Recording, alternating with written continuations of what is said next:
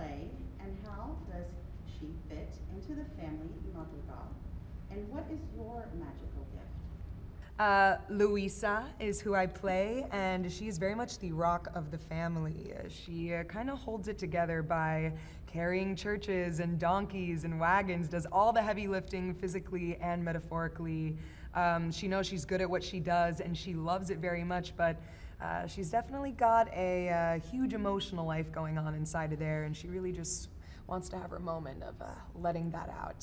Her gift is super strength, so as we know, she's got a lot on her plate. She's balancing a lot. Okay. Why do you always look at me? Can we get your same thing about your character Yeah. and what your magical gift is? Okay. I play Isabela Madrigal, and my special gift is to make beautiful flowers and make things grow and make things beautiful. And my character has to the very heavy burden of being perfect. And so throughout the film, you see her discover that she's more than just trying to be perfect, that there's more to life than that. And I play Agustin, who is a father.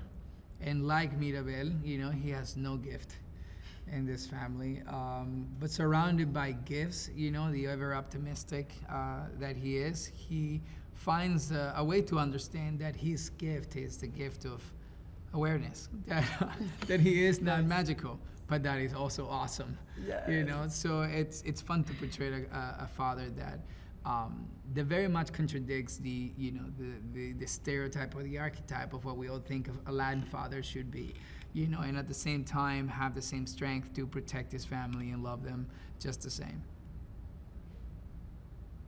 Wilmer, who is Maribel, and what is her relationship like with Augustine?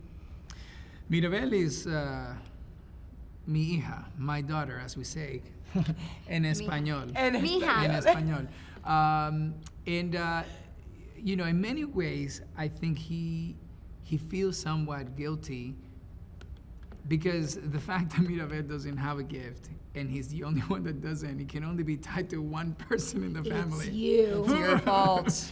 So I really feel like there is an overcompensation of like the fatherly figure and how he's desperately trying to relate to his daughter and have his daughter see that there is an upside, that it's gonna be okay. I mean, look at me. But does Mirabel actually really look at his dad and say, yeah, I guess it's gonna turn out okay, Dad? But it is a beautiful exchange of humility between them both, and their dynamic is hilarious because they're like accomplices in a world full of magic, and where magic is the coolest thing, and their inability to relate to magic is almost their personal nightmare. Diane, Yes. being the perfect golden child seems wonderful. Why does Isabella struggle with this role in her family? Isabella struggles to be perfect because it doesn't exist.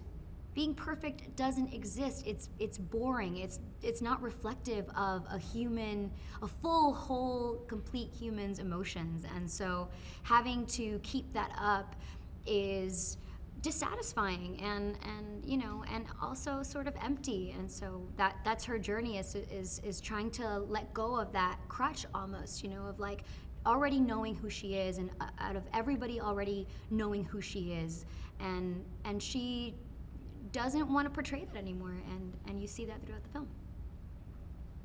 Jessica, Luisa has super strength.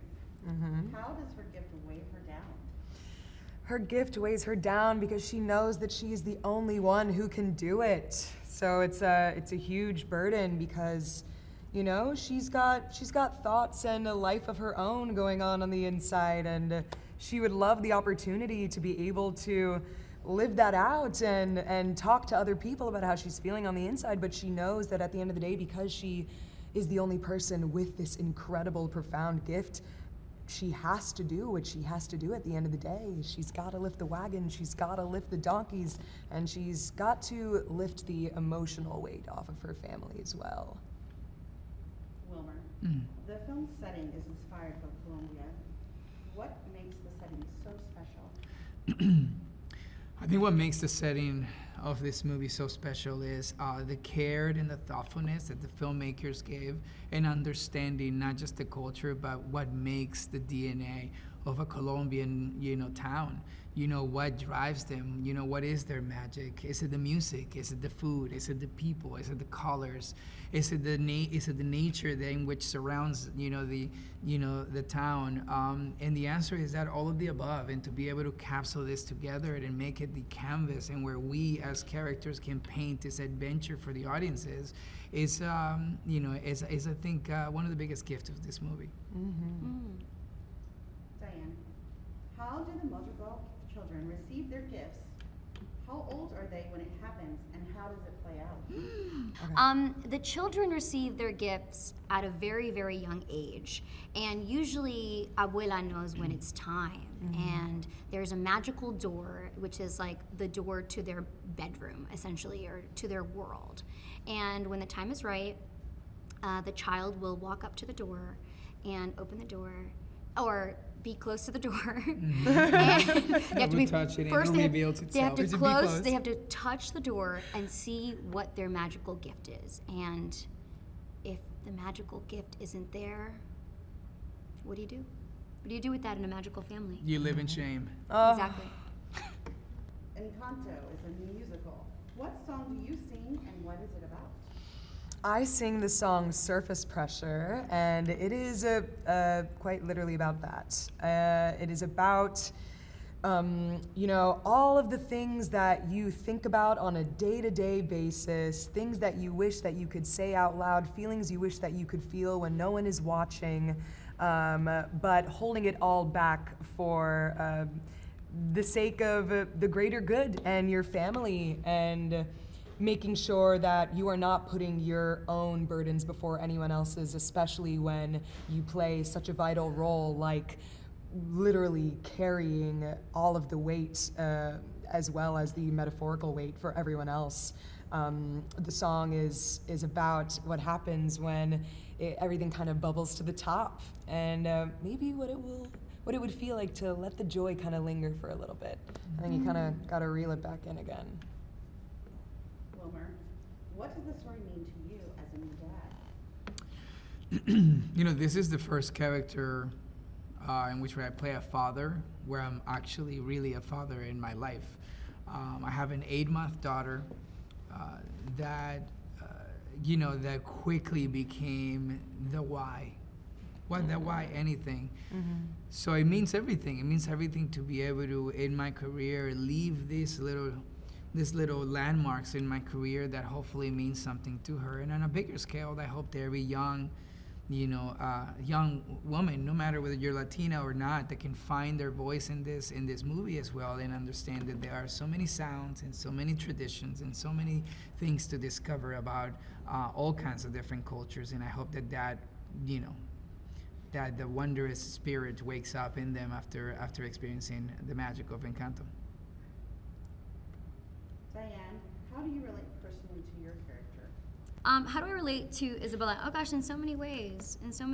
I too just want to be myself so bad, and sometimes we don't know who that is, and for perfectionists or people who have been given that role of being perfect, sometimes it's scary to even try to find out who else are you in there, because everything else is sort of scary and unknown, and because there has been this expectation of you doing everything right, everything perfect, and everything just so, there hasn't been much wiggle room to sort of fall and mess up, and ooh, that wasn't so cute, or ooh, that was a little weird and interesting, like everything has to be so pretty. So I also relate to that, like not letting myself have any mistakes, and that's not a fun way to live. I want to make mistakes and learn from them and grow and soar and jump off a cliff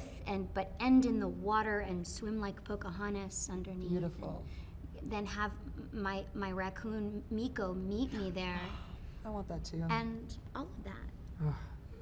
What do you hope audiences will take away from? I hope that audiences will take away that Though you may feel you have a very specific role placed upon you within your family, within your life, that it's okay to be several things at once. You don't have to be just one thing, though you may be really good at it.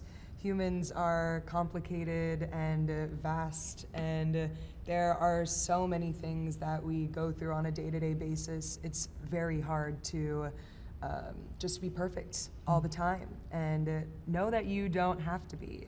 And when you have these moments where you think that that is the only option, don't be afraid to reach out and really show who you really are, especially to reach out to your family and those people who love you and know you best, because they'll probably surprise you and have your back in a lot of ways that you would never expect. There's a lot more context there than you realize.